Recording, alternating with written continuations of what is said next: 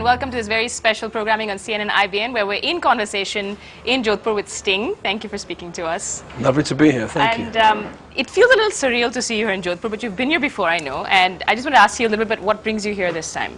Well, I have been to Jodhpur many times. In fact, I've been coming to India since 1980, so I feel very much at home here.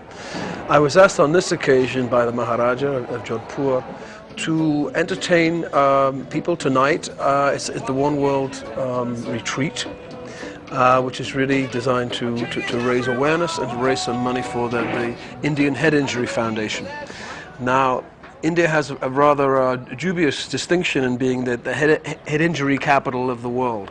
More people suffer from head injury and die from head injury than anywhere else, and that is not something that India is particularly proud of. And so the Maharaja feels he needs to do something about that, and research and better treatment for people with head injury. A friend of mine was killed only last month on a motorcycle, and no crash helmet, you know, and so I have a special connection to this cause.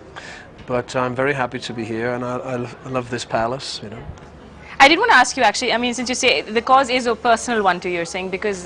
because of my dear friend. A dear friend was killed on a motorcycle in India 1 month ago.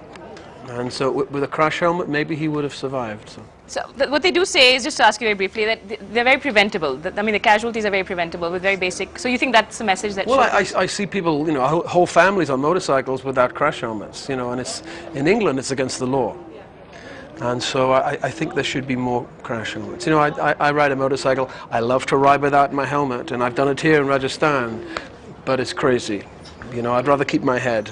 I do want to ask you a little bit about your concert. It's a private concert. I mean, it's a sort of... and they've gone to a lot of trouble, of course, to bring people together for this cause. Well, I mean, we are playing in the back garden of the Palace Hotel. I mean, it's pretty extraordinary.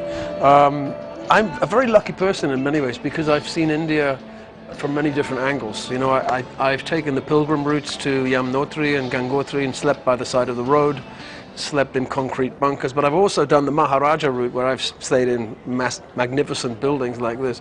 So I'm aware of India's contradictions, its paradoxes. It's an intensely interesting country for me, culturally, historically, socially, and religion, all of those things.